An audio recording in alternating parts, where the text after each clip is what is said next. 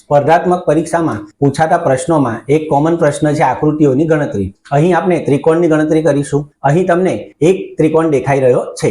આ ત્રિકોણમાં આપણે એક ઊભી લીટી પાડીએ તો પાયામાં તમને બે ત્રિકોણ રચાતા દેખાશે। તો અહીં કુલ ત્રિકોણની સંખ્યા 1 + 2 = 3। હવે આપણે હજી એક લીટી પાડીશું। કુલ ત્રિકોણની સંખ્યા થશે 1 + 2 + 3 = 6।